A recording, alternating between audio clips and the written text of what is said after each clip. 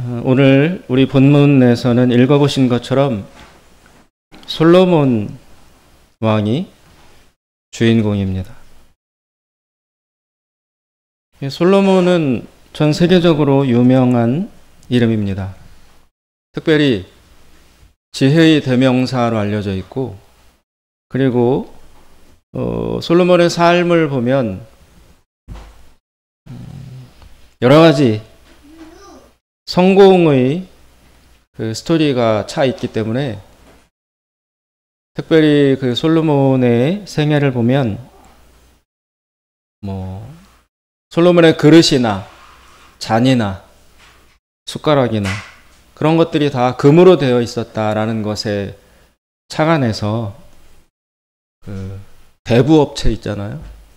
거기서도 솔로몬 그 금과 연결시켜서 솔로몬이란 이름을 차용해서 대부업체를 운영하는 곳도 있습니다.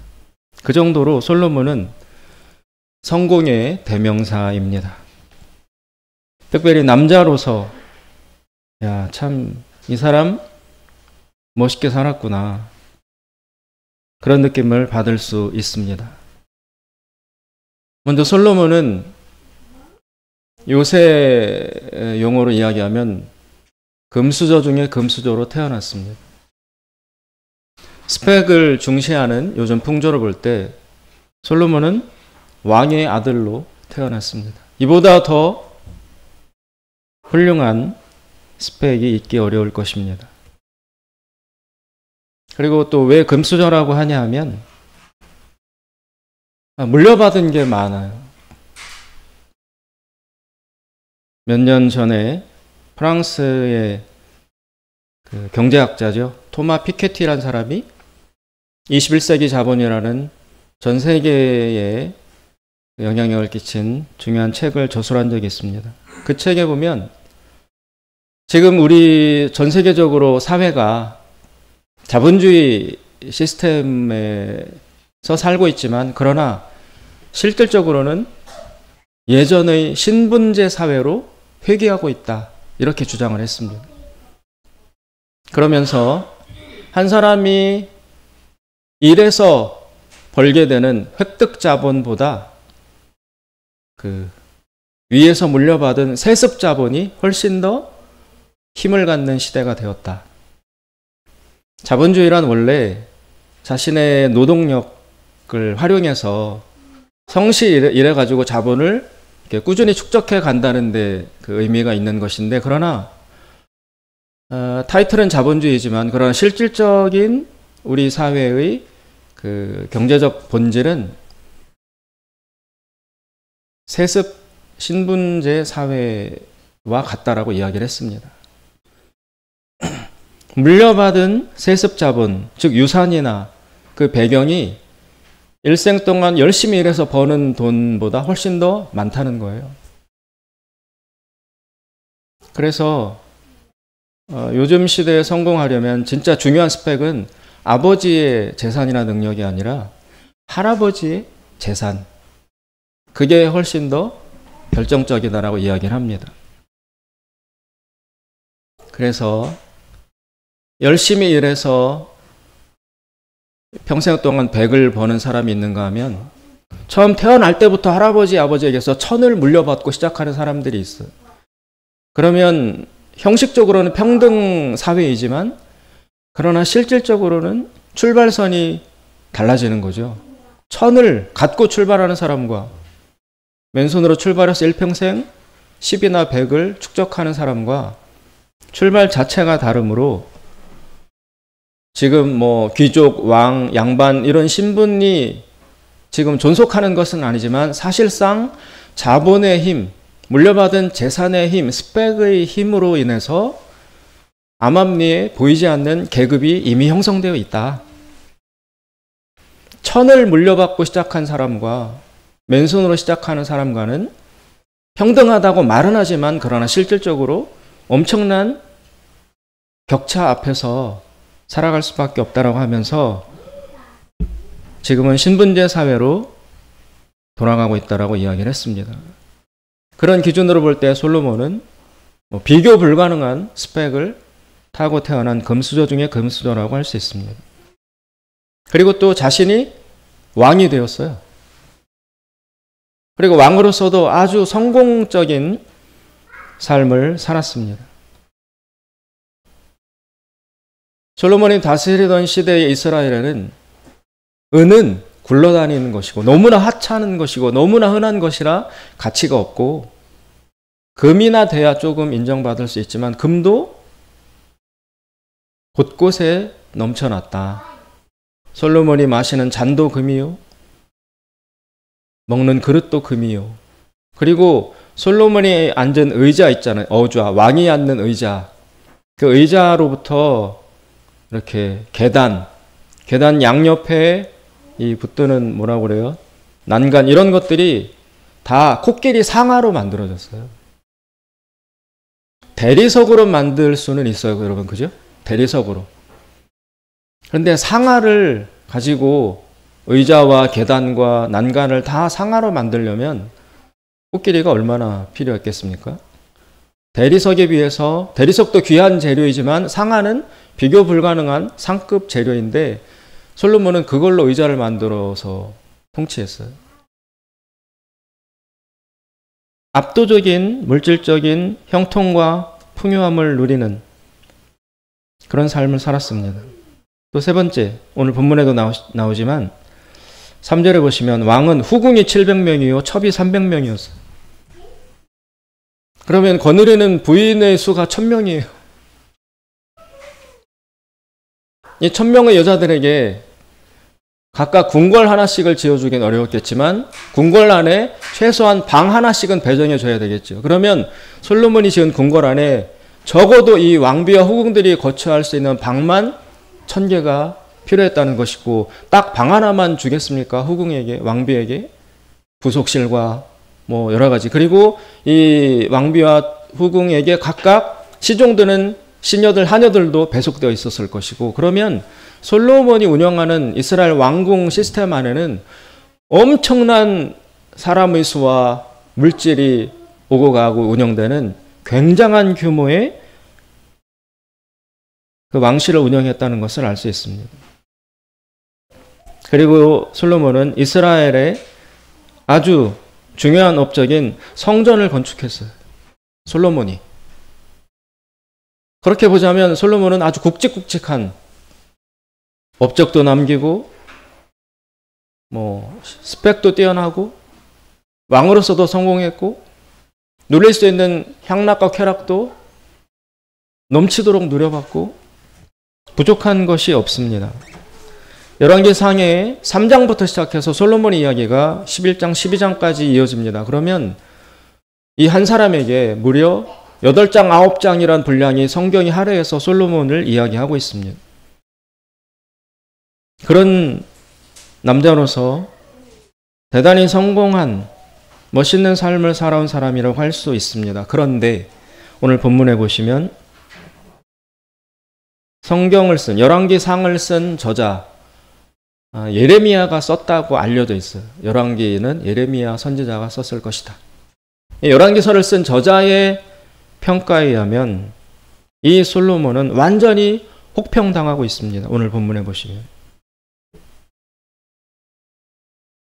9절에 보시면 솔로몬이 마음을 돌려 이스라엘의 하나님 여호와를 떠나므로 여호와께서 그에게 진노하시니라.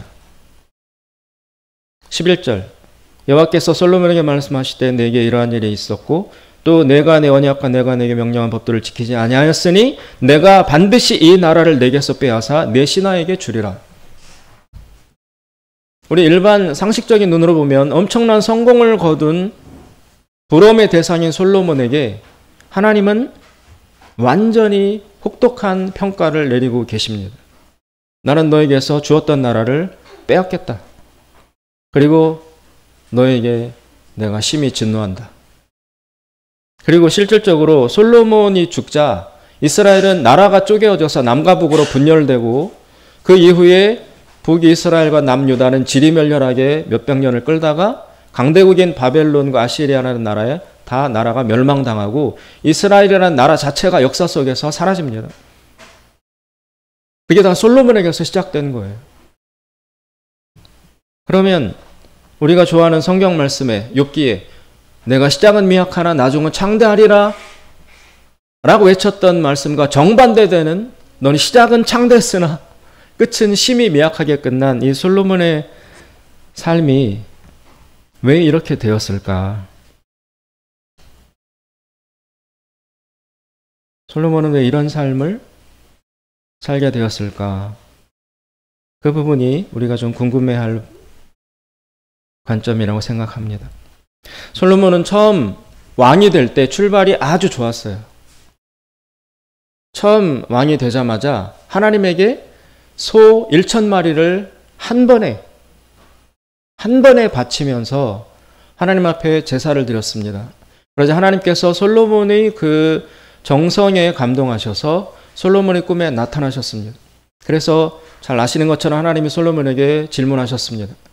너가 원하는 것이 무엇이냐? 내가 무엇을 해주랴? 라고 했을 때 솔로몬은 다른 것 구하지 않고 나에게 듣는 마음을 주시옵소서. 내가 왕으로서 백성들 마음을 들을 줄 알아야 되겠습니다. 그게 왕으로서의 기본 덕목이 아니겠습니까? 명예와 영광과 성공을 나는 구하지 않고 백성들의 사정과 마음과 형편을 헤아릴 수 있는 그런 듣는 마음, 듣는 귀를 갖기를 원합니다. 라고 하나님 앞에 아뢰었더니 하나님이 또 감동하셔서 기특하다. 어떻게 이런 생각을 할 수 있느냐? 그러시면서 내가 너에게 듣는 마음, 지혜도 줌과 동시에 너가 구하지 아니한 재물과 성공과 물질 이런 것들도 아울러 축복으로 내려주겠다. 하나님이 큰 은총을 베풀어 주셨습니다. 매우 겸손하고 매우 순수한 청년으로서 솔로몬은 왕의 생활을 시작을 했습니다. 들어야 되겠다. 나는 듣겠다. 백성들의 고통과 아픔을 외면하지 않고 그들의 마음과 느낌을 듣겠다. 듣는 왕이 되겠다. 그리고 또 하나 솔로몬이 듣는 귀, 듣는 마음이라고 했을 때의 그 들음의 대상은 백성의 소리를 듣는 것과 동시에 하나님의 말씀과 음성을 듣겠다는 뜻도 포함되어 있었어요. 그러니까 위로는 하나님의 말씀을 듣고 하나님의 뜻과 하나님의 음성을 듣고 아래로는 백성들의 마음을 듣고 헤아리면서 통치하는 왕이라면 거의 완벽에 가까운 왕이라고 할 수 있을 것입니다. 이렇게 솔로몬은 아름답게 출발을 했습니다. 그러나 시간이 지나면서 실질적으로 솔로몬의 왕으로서의 경력을 보면 이 듣는 마음을 갖겠다라는 이 계획과 결심은 철저하게 실패합니다. 솔로몬은 백성들의 마음을 듣는 것도 실패했고 그리고 하나님의 말씀을 듣는 것도 처절하게 실패했습니다. 솔로몬은 성전을 짓고 그리고 자기가 머무를 자기들의 그 왕비들에게 줄 거처를 마련하기 위하여 궁궐을 짓잖아요. 그런데 성전은 7년 동안 성전 공사를 했는가 하면 자기 궁궐은 2배인 14년 동안 왕궁 짓는 공사를 해요. 그리고 그 왕궁을 지을 때 이스라엘에는 그 집을 짓는 도구가 다 돌이에요. 이스라엘은 이 고저 차이가 심하고 또 수질도 안 좋고 그래서 나무가 곧게 크게 자라는 것이 없어서 목재로 집을 짓지 않습니다. 그런데 솔로몬은 자신의 성전과 왕궁을 지을 때 화려하고 아름답게 짓기 위해서 그 레바논 옆에 있는 레바논에서 큰 삼나무 쭉쭉 뻗은 그런 거를 수입하고 백향나무 그러니까 수입산 건축재를 들여와서 7년 14년 도합 21년을 건축 사업을 벌입니다. 그래서 일반 백성들이 특히 남자들이 그 건축 사업에 동원돼서 20년에 가깝도록 노동 이제 착취를 당한 거죠. 그래서 백성들이 힘들어 죽어요. 20년 동안 정부의 공사에 차출당해서 최소한의 임금은 주었겠지만 그래서 백성들의 삶은 다 망가지고 갈라지고 그리고 또 그 남자들은 1년에 한 3개월 정도는 그 두로와 시돈 땅, 레바논 땅 이런 데 가가지고 나무를 채취하는 작업에 동원되고 돌아와서 나머지 한 7개월 동안은 국내 작업에 공사 현장에 또 차출되고 이러니까 가정도 깨지고 그래서 백성들은 죽어나가고 있는데 솔로몬은 백성들의 마음을 듣겠다라고 외쳤지만 그러나 그렇게 현장에서 고통당하는 백성과 민중들의 현실에 대해서 전혀 듣는 귀가 없었습니다. 20년 동안 건축 작업을 밀고 나갔어요. 자기는 금으로 마시고 상하 의자에 앉고, 그리고 솔로몬의 명성이 얼마나 유명한지 이디오피아의 왕 스바 여왕이라는 사람도 이 명성을 듣고 찾아와서 이 솔로몬을 만나고 경축하고, 그렇게 외교적으로도 화려하고 여러 가지로 성공했다고 할 스스로는 자부했겠지만 그러나 아래에서의 민중들의 삶은 파탄 직전에까지 이르렀습니다. 그런데 솔로몬은 그것을 들을 눈과 귀가 없었어요. 동시에 하나님이 솔로몬이 그렇게 하시는 것을 보시고 나타나셔서, 오늘 9절에 보시면 여호와께서 일찍이 2번이나 그에게 나타나셔서 그렇게 하지 말아라. 여호와의 명령과 법도를 지켜라. 너희 아버지 다윗이 했던 것처럼 너도 해라. 그렇게 2번씩이나 경고하셨지만 10절에 그가 여호와의 명령을 지키지 않았으므로, 9절에 솔로몬이 마음을 돌려 이스라엘의 하나님 여호와를 떠남으로, 즉 백성들의 소리를 듣는 것도 실패했고 하나님의 말씀을 듣는 것에도 여지없이 실패했습니다. 그래서 시작은 창대했으나 가면 갈수록, 그리고 화려한 외모는 자랑하지만 내면으로는 하나님에게서도 멀어지고 백성에게도 멀어지는 아주 폭군, 정말 나쁘고 실패한 왕으로 전락해 버린 것입니다. 솔로몬은 자신의 그 바램과 달리 왜 이렇게 듣는 일에 실패하게 되었을까요? 왜 처음 결심으로부터 멀어지게 된 것일까? 여러 가지 이유를 생각해 볼 수 있지만 제가 볼 때는 이런 점을 찾아낼 수 있었습니다. 특히 아버지 다윗과 친아들인 솔로몬, 바로 이어서 또 2 왕이잖아요. 전대 왕이었던 다윗과 다음 왕이었던 솔로몬, 아버지였던 다윗과 아들인 솔로몬, 2 사람의 삶이 현격하게 다른데, 다윗은 하나님께서 내 마음에 합한 자라는 압도적인 칭찬을 부어주는 대상이 되었던 것에 비해서 솔로몬은 여기 나타나셔서 내가 너를 버린다, 너에게서 나라를 빼앗겠다라는 하나님으로부터 버림받는 결과를 가져오는 이 극단적인 비교되는, 대조되는 삶을 살게 되었을 때 솔로몬은 왜 이렇게 되었을까? 아버지에게도 배웠을 텐데, 아버지의 영향을 받았을 텐데 솔로몬은 왜 이렇게 되었을까? 여러 가지를 제가 관찰해 보았을 때 한 가지 중요한 사실을 발견하게 되었습니다. 그것은 바로 솔로몬의 인생에는 고난이 없었어요. 다윗은 사무엘상, 사무엘하, 열왕기상 전체에 걸쳐서, 그리고 시편 곳곳에서 사울로부터 핍박받고, 심지어 아들이 반란을 일으켜서 압살롬이 아버지를 죽이겠다고 창 들고 쫓아와서 눈물로 울면서 광야로 도망가면서 시를 지은 게 시편에 올라와 있고, 여러 가지 온갖 고난을 다윗은 당했습니다. 발걸음 걸음이 고난이었습니다. 그런데 솔로몬은 열왕기상 3장부터 오늘 본문에 이르기까지, 또 사무엘 하나 이런 데 볼 때까지 솔로몬의 삶에는 고난이나 역경이, 태클이 없었어요. 왕이 되기 직전에 솔로몬을 제치고 바로 솔로몬의 형이었던 아도니아가 자기가 왕이 되려고 스스로 왕됨을 선포하고 이제 쿠데타를 일으키는 시도가 있었는데 그것도 평정당하고 솔로몬이 왕이 됩니다. 딱 그때 한번 걸림돌을 겪었을 뿐, 그 전에도 그 이후에도 솔로몬의 인생에는 고난이다, 고통이다, 좌절이다, 장애물이다, 아파서 눈물 짓고 너무 힘들어서 주저앉고 하나님께 탄식하고 기다리고 고뇌하는 이런 장면이 하나도 나오지 않아요.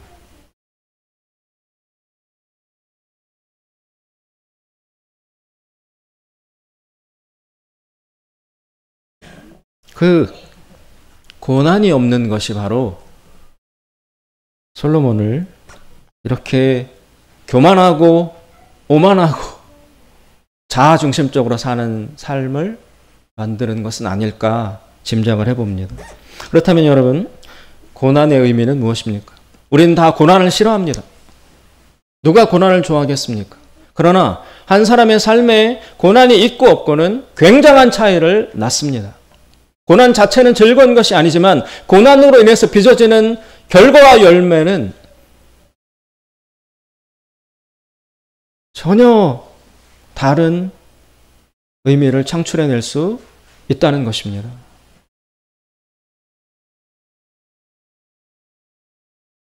고난의 의미는 무엇입니까? 마태복음 11장 28절 신약성경에서 예수님이 이렇게 말씀하십니다. 수고하고 무거운 짐진 자들아 다 내게로 오라. 내가 너희를 쉬게 하리라. 너희는 와서 나의 멍에를 메고 나에게서 배우라. 왜냐하면 나의 멍에는 쉽고 내 짐은 가볍기 때문이다. 라고 선언하십니다. 고난과 예수님의 말씀하신 멍에와 수고, 무거운 짐 사이에는 깊은 연관성이 있다고 할 수 있습니다.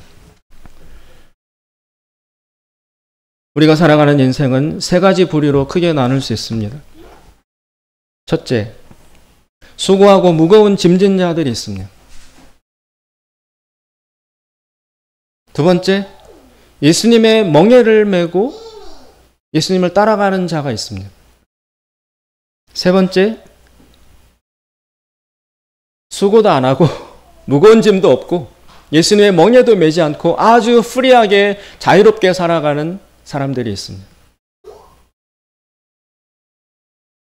첫 번째, 수고하고 무거운 짐진 자들은 고난으로 매우 힘겹습니다.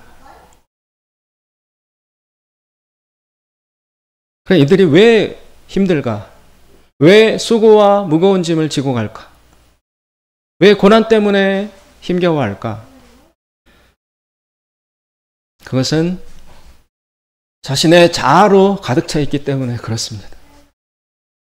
본인은 자각하지 못하지만 자기가 주인이에요. 모든 것을 내가 판단하고 내가 결정하고 내가 계획하고 내가 추진하고 내가 책임집니다. 현대 사회는 당연히 이런 삶을 독립적인 삶, 성숙한 삶, 자기를 책임지는 삶이라고 칭찬합니다. 그리고 이런 사람으로 자라기를 자녀들에게도 또 강요합니다. 너희 자아, 독립해라. 누군가에게 예속당하지 말고 어떤 가치관이나 세계관 밑에 종속되지 말고 어떤 권위와 힘과 이런 것에 눌리지도 말고 너 스스로 판단하고 너가 너의 자아의 주인이 되어서 너의 생각의 기준에서 살아가라. 그게 현대인의 풍토입니다. 이처럼 자아로 가득 차 있는 삶, 자기가 주인인 삶, 이것이 대단히 옳아 보이고 좋아 보일 수는 있으나 그러나 성경의 기준으로 볼 때 이런 삶에는 반드시 고난이 옵니다. 왜냐하면 자기가 주인이 아니라 하나님이 주인이시기 때문에 그래요. 그 엄연한 질서를 나 혼자 부정하고 있기 때문에 그렇습니다. 부처가 태어나선지 이런 말을 했다고 그러잖아요. 천상천하 유아독존. 천상천하 세상 가운데 나만 홀로 독단적으로 존재한다. 스스로는 그런 의도로 말하지 않았을 수도 있지만 내가 주인이다. 내가 왕이다. 내가 결정하고 내가 판단하고 내가 책임진다. 그런데 본인 혼자서 그런 생각과 마음을 갖는 것은 좋으나 그런 생각과 그런 자세는 하나님이 창조해서 다스리시는 이 세계의 엄연한 질서를 정면으로 거스른다는 사실입니다. 누가 주인입니까? 내가 주인입니까? 하나님이 주인입니까? 하나님이 주인이시죠. 왕이 엄연히 계세요. 주인이 엄연히 저 자리에 계세요. 그런데 내가 뭐라고 이 작은 피조물이 그 전능하신 왕을 잊어버리고 마치 내가 주인인 것처럼 내가 이 세상을 창조한 것처럼 내가 스스로 선택해서 이 세상에 스스로 태어난 것처럼 완전히 착각하면서 내 인생은 나의 것, 그러면서 힘차게 자신의 힘으로 살아간다는 것입니다. 혼자서 착각하고 자기주장하는 것은 괜찮습니다. 그러나 그 잘못된 생각과 주장의 피해는 누가 입느냐? 자기가 고스란히 입는 것입니다. 왜? 주인은 따로 계신데 자기가 주인이라고 착각하니까. 왕은 저기 계신데 내가 왕인 것처럼 오만하게 살아가니까 당연히 전체의 질서에 위배되는, 혼자 역행하는 그런 짓을 하니까 질서가, 이 질서를 거스르는 자를 가만히 두겠어요? 망가뜨리죠. 아니, 자기가 도전하다가 자기가 스스로 자기 삶을 망가뜨리게 되는 것이겠죠. 그런데 인간은 이 사실을 대단히 깨닫지 못합니다. 정말 못 깨닫습니다. 진짜 못 깨닫습니다. 잠언에 보면 미련한 사람, 어리석은 사람의 그 어리석음을 끊기가 어떻게 어려우냐 하면 그 절구통에다가 그 사람을 집어넣고 이 절구 공유로 이렇게 빻아도 이 사람과 미련함은 분리되기가 어렵다. 거의 본성에 가깝다. 인간의 미련함과 어리석음과 오만함은, 자아중심성은 그 정도로 인간에게서 하나님을 부정하고 모르는 어리석음을 분리시키기가 어려울 정도로 우리와 하나가 되어 있다라고 말씀하고 있습니다. 그래서 힘차게 열심히 자기 삶을 개혁하면서 자기의 노력과 실력을 쌓으면서 자기 계획대로 인생을 펼쳐가려고 온갖 것을 다 투자하여 전진해 나갑니다. 공부도 하고 인간관계도 형성하고 사업도 하고 다 시도합니다. 그러나 만약에 이 사람이 하나님이 선택하신 사람이라면 이 사람에게는 100% 고난이 올 수밖에 없습니다. 왜 고난이 올까요? 하나님이 이 사람이 잘못 걸어가는 길을 자꾸 막으시기 때문이에요. 하나님 이 사람을 사랑하기 때문에 잘못된 생각과 가치관에 의해서 자기 멋대로 가려고 하는 이 사람을 이렇게 가다 보면 사망에 이를 수밖에 없는데 이 사람을 사랑하는 주인이신 하나님께서 그 길을 자꾸 막아요. 막으니까 고난으로 다가오는 것입니다. 성경에 나와 있는 모든 인물들이 전반기에 다 이런 과정과 패턴을 보여줍니다. 야곱은 태어나기 전부터 뱃속에 있을 때부터 하나님이 내가 형이 아니라 동생에게 축복하겠다라고 축복을 받은 사람이에요. 야곱은. 그죠? 엄마 뱃속에 있을 때부터 내가 형을 버리고 동생을 선택해서 동생을 축복하겠다라고 하나님의 이 사람에 대한 운명을 예언받은 사람이에요. 그러면 그 하나님의 계획에 순응해서 잘 따라가면 되는데 야곱은 차남으로 태어났다는 컴플렉스에 사로잡혀서 자기의 꾀를 막 써가지고 형을 능가하여 축복을 받아내려고 온갖 짓을 다 합니다. 안 해도 될 짓을 하는 거예요. 그래서 형에게 장자권을 속이지 않았더라면 형 에서를 피해서 저 먼 삼촌 라반의 집으로 도망가서 거기서 몇십 년 동안 썩는 그 일을 겪지 않았어도 돼요. 그 일이 없어도 야곱은 원래 하나님께 복받게 되어 있어요. 그런데 하나님보다 자기가 앞서서 내가 내 운명을 개척하겠다라는 그 조급함에 쫓겨서 팥죽으로 형을 속이고 형이 분노해서 죽이겠다고 하고 도망가고 해서 야곱의 인생이 더 꼬여버립니다. 가만히 있었더라면 하나님이 알아서 펼쳐줄 인생을 자기가 나서서 내가 개척하고 이렇게 하려는 열심과 조바심 때문에 인생이 더 꼬여버렸어요. 고난이 닥쳐온 것이죠. 거기 엄마도 한몫했죠. 엄마의 조급함도, 엄마의 믿음 없음도 한몫한 것이죠. 모세, 자기가 뭘 해보려고 했잖아요. 애굽의 왕자로 있을 때 자기 동족의 독립을 위해서 나섰다가 사람을 죽여 살인하게 되고 그 길로 짜부러들어서 광야로 도망가고 거기서 40년 동안 썩어 지내고, 다윗도 그랬습니다. 그리고 신약성경에 오면 바울이 그런 사람입니다. 바울이 사울일 때 하나님을 만나기 전에 예수님을 오해해서 예수님을 따르지 않고 예수님을 정반대로 거스른 일에 자기의 온 인생을 쏟아 부었었잖아요. 잘못된 길로 힘차게 갔었잖아요.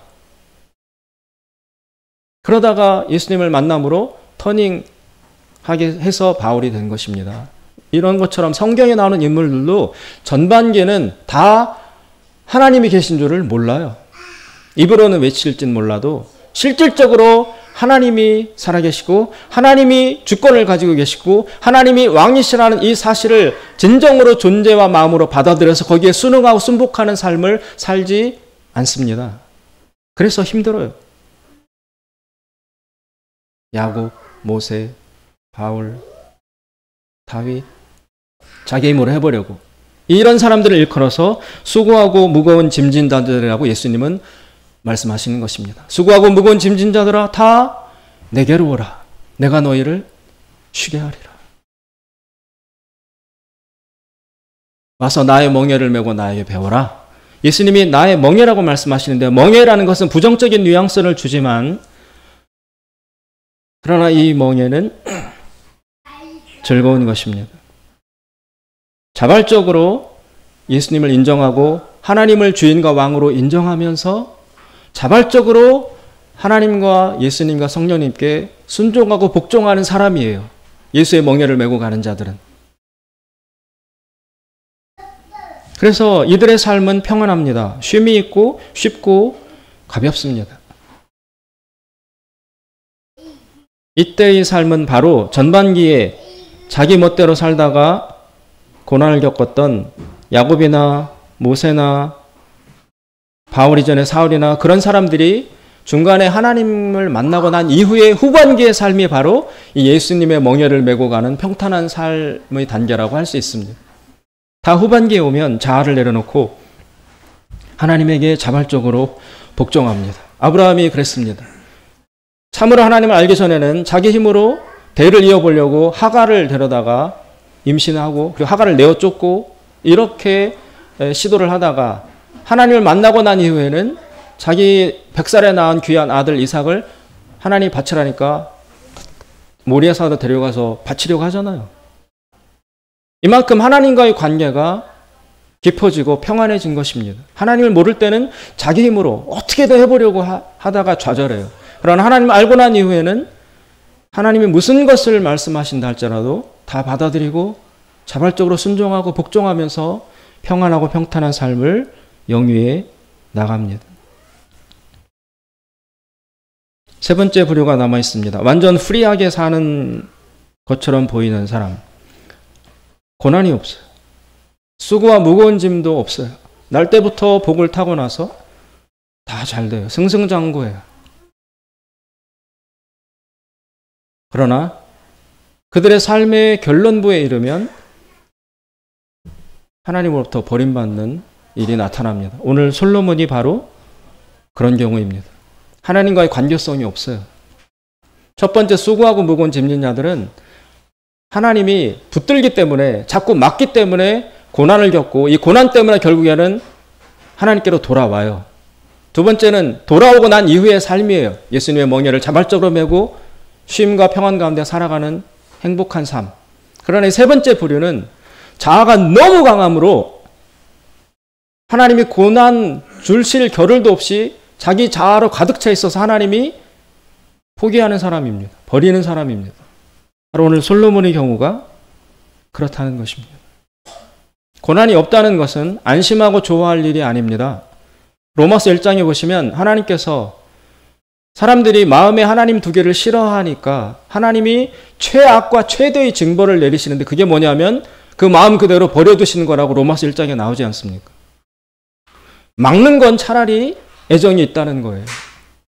그러나 그 악한 마음, 하나님 없이 살고자 하는 마음을 그대로 버려두고 방치하는 것은 그 자체로 하나님의 심판입니다.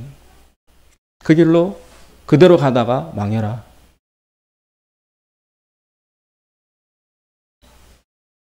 솔로몬에게 고난이 없다는 것, 그것이 얼마나 무서운 결과를 가져오는지 오늘 본문이 보여주고 있습니다. 제가 비유를 들어서 설명해 드리면 여러분 지금 반려견을 많이 키우죠.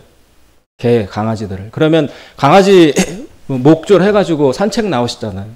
그러면 개들을 보면 어떤 개들은 힘이 너무 세가지고 주인이 목줄을 팽팽하게, 이게 하도 힘 세가지고 지멋대로 가려고 멋대로 가려가지고 주인이 팽팽하게 쥐고 끌려가다시피 그렇게 산책 가는 경우가 있습니다. 강하게 고집 부리는 개들이 있는 것입니다. 그러면 주인이 목줄을 팽팽하게 붙들고 놓아주지 않습니다. 이렇게 산책을 하고 오면 본인이 엄청 힘들어요. 개가. 주인도 힘들고. 주인과의 팽팽한 대치가 산책 내내 이어집니다. 그래서 산책 한번 갔다 오면 주인도 지치고 강아지 자신도 지치고 녹초가 됩니다. 산책을 갔다 왔지만 기분도 나쁘고 얻은 것도 없습니다. 산책이 아니라 땀 뻘뻘 흘리는 투쟁이 되고 맙니다. 인생을 이렇게 사는 사람들이 있습니다. 아까 수고하고 무거운 짐진 자들이 여기에 해당이 됩니다. 하나님과 싸우느라고, 내 주장하고 내 자아에 집중하느라고 하나님과 계속 싸워요. 주인이 그 개, 너 여기서 딴 데로 가면 안 돼, 목줄을 붙들고 있는 것처럼 하나님이 나의 목줄을, 영적인 목줄을 메고 하나님이 강하게 붙들고 계세요. 딴 데로 가지 못하도록. 그러니까 나는 힘들고 고난과 수고와 무거운 짐을 지는 것처럼 여겨지게 되는 것입니다. 하나님과 이렇게 싸우면서 살아가는 사람들을 일컬어 수고하고 무거운 짐진 자들이라고 예수님이 말씀하시는 것입니다. 두 번째, 덩치가 크던 작던 어떤 개들은 주인의 손길에 자발적으로 순종하면서 조용히 평안하게 잘 따라가는 개들이 있어요. 주로 작은 개들이 그렇지만 큰 개의 경우에도 그런 개들이 있습니다. 이런 경우는 주인과의 관계가 잘 형성이 된 경우입니다. 주인을 인정하고 주인을 신뢰하고 훈련이 잘 되어서 주인에게 맡기고 주인이 이끄는 대로 따라가는 개입니다. 이런 개들은 평안해요. 산책이 진정한 산책이 될 수 있어요. 힘들지 않아요. 예수님이 나의 멍에를 메고 나에게 배우라 라는 말씀이 바로 이 경우에 해당되는 것입니다. 예수님을 인정하고 하나님의 주권을 인정하면서 자발적으로 하나님께 순종하고 복종하며 따라가는 삶은 쉼과 평안이 주어지는 것입니다. 반면에 주인이 목줄을 메고 산책을 나왔다가 이 개가 너무 힘이 세고 너무 나부대는 바람에 목줄을 놓치거나 놓아버리는 경우가 있어요. 그러면 엄청 자유죠. 이 개는 마구 뛰어다니고 들로산으로 굉장한 자유를 얻었습니다. 그러나 이런 개들의 대부분은 야외 생활, 독립 생활에 훈련이 안 되어 있기 때문에 대부분 로드킬, 길을 지나다가 차에 치여서 죽거나 더 힘센 맹수에게 물려 죽거나 농약병 이런 것들을 건드리다가 먹고 죽거나 대부분 길에서 죽습니다.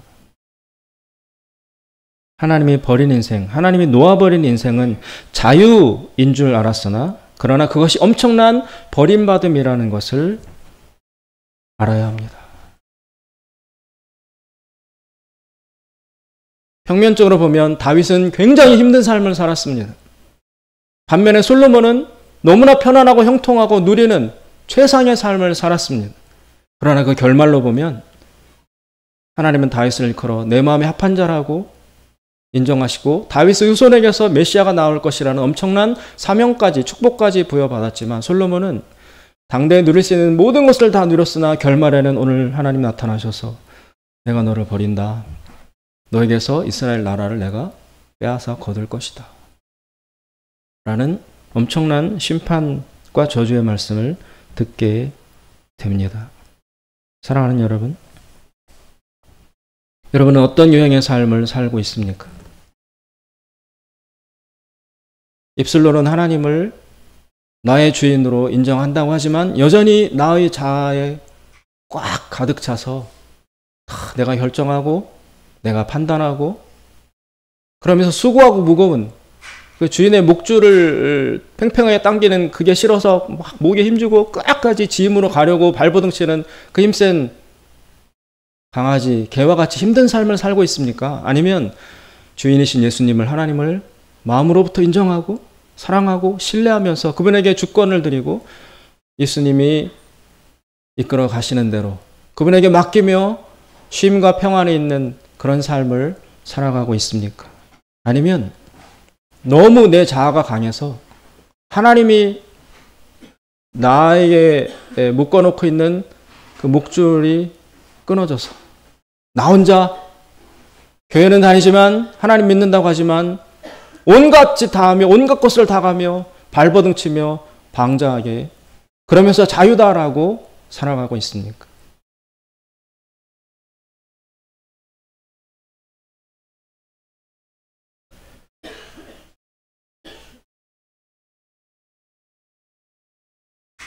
저는 작은 교회를 담임하고 있는 주의 종 목사로서 많은 시행착오를 겪고 많은 어려움과 좌절을 겪어왔었습니다. 그런 얼마 전부터 성경에 나오는 이 말씀이 저를 점점 자유케 하고 있습니다. 이미 알고 있는 말씀이었지만 새롭게 다시 발견한 말씀입니다. 신약 성경에 보면 예수님이 교회의 머리라는 말씀이 나옵니다. 교회의 머리. 그 말씀에 비춰보면 우리 이 봉천교회도 머리는 예수님이십니다. 머리가 다 결정하는 거예요. 머리가 다 판단하는 거예요. 머리가 다 진행해 가는 것입니다. 교회의 주인은 제가 아니고 교회의 주인은 예수님이십니다. 그래서 제가 최선은 다하지만 성실히 하지만 그러나 거기에 묶이지는 않습니다. 왜? 내가 주인이 아닌. 이 교회의 머리는 예수님이세요. 예수님이 판단하세요. 예수님이 계획하세요. 예수님에게 다 계획이 있어요. 예수님이 이끌어 가시는 거예요. 그래서 교회의 머리가 예수님이라는 사실 앞에서는 굉장한 자유를 느낍니다. 내가 붙들고 있을 게 아니구나. 내가 고민한다고 되는 게 아니구나. 있으면 다 예수님께 아뢰고 예수님이 판단하시고 예수님이 결정하시고 이끌어 가시기를 자꾸 주권자이신 주인이신 예수님에게 나와서 그냥 엎드리고 맡기고 의탁하고 그 말씀으로부터 자유를 얻고 있습니다. 마찬가지로 예수님께서 수고하고 무거운 짐진 자들아 다 나에게로 와라. 그리고 와서 나의 멍에를 메라. 그것은 바로 예수님이 나의 그리고 우리 가정의 우리 교회의 참 주인이시라는 사실을 인정하고 받아들이라는 것을 뜻합니다. 여러분 자신보다 주인이신 예수님이 더 중요해요. 그 주인이신 머리이신 예수님을 무시하지 마십시오. 부정하지 마십시오. 그럼 우리가 할 일은 기도밖에 없어요. 그럴수록 더 기도할 수밖에 없어요. 나가서 주인이신 예수님에게 자꾸 매달리고 말씀드리고 부탁하고 의지하고 요구하고 그러면 예수님은 우리가 주인이시라는 걸 인정해 드리니까 비로소 오셔서 내 삶의 주인이 되어 주십니다. 내 가정의 주인이 되어 주십니다. 그리고 우리 교회의 주인이 되어 주십니다. 요한계시록 3장에 볼지어다 내가 문 밖에서 두드리노니 누구든지 나의 음성을 듣고 문을 여는 자는 내가 들어가서 그와 더불어 먹고 그는 나로 더불어 먹으리라. 예수님이 성령님께서 항상 우리들의 마음을 두드리고 계십니다. 문을 열어달라. 그리고 이 문은 밖에서 열 수 있는 장치가 없고 오직 안에서만 열 수 있는 문입니다. 내가 내 마음이 내 영혼이 나의 자아가 밖에서 문 두드리시는 주인이신 예수님에게 문을 열어드리고 들어오셔서 주인과 왕의 자리에 앉으십시오라고 인격적으로 해드려야만 내가 문을 열어드려야만 성령님은 예수님은 들어오셔서 나를 우리 가정을 우리 교회를 비로소 다스리실 수 있습니다. 그 예수님이 들어오도록 하는 우리 행위 실천이 무엇이냐면 기도입니다. 기도하러 나온다는 건 하나님이 주인이고 왕 되신다는 사실을 인정하는 몸으로서의 표현입니다. 말로만 입으로만 나는 항상 기도하지. 그리고 기도 안 해서 그렇지 내가 시작하면 열심히 할 거야. 그게 아니고 기도하러 나와야 돼요. 그게 바로 하나님의 살아계심과 하나님과 예수님이 주인이심을 인정하는 실질적인 나의 표현이라는 것입니다. 문을 열어드리는 실질적 행위라는 것입니다. 그게 있어야 예수님은 정말 내 안에 들어오셔요. 그리고 우리 교회 안에, 우리 가정 안에 들어오셔서 좌정하셔서 왕의 자리에 앉으시고 통치하시기 시작하십니다. 그러면 예수님 약속하신 나의 멍에를 메고 나에게 배우라. 그러면 너희가 쉼을 얻으리라. 그 약속의 말씀이 우리에게 실현이 될 수 있을 것입니다. 거짓 자유의 삶을 살았던 솔로몬의 이 인생에서 교훈을 얻으시고 솔로몬은 이 역사에서 행한 업적보다 무엇으로 가치가 인정받는가? 전도서를 쓴 사람으로 더 인정받습니다. 전도서를 썼어요. 솔로몬이. 근데 전도서 내용은 뭡니까? 허무하고 허무하다. 솔로몬이 자기 삶을 다 누리며 살아본 결론, 허무하고 허무하다. 그리고 마지막에 뭐라고 얘기합니까? 젊었을 때 하나님을 기억하라. 하나님 없는 삶은 완전 허무로 귀결될 수밖에 없다. 그렇게 가르치고 있습니다. 솔로몬의 삶과 외치는 말씀을 통하여 은혜와 교훈을 받고 수고하고 무거운 짐진 자리에서 벗어나 예수님의 멍에를 메고 예수님께 배우는 쉼과 평안이 있는 그런 삶으로 돌아가시길 주님의 이름으로 축원드립니다. 기도하겠습니다. 자비로우신 하나님 아버지, 우리의 이 완고한 자아가 힘을 잃게 하시고 가라앉게 하셔서 자발적인 마음으로 예수님의 멍에를 매는 자가 되게 하여 주시옵소서. 예수님의 이름으로 기도드리옵나이다. 아멘. 다 같이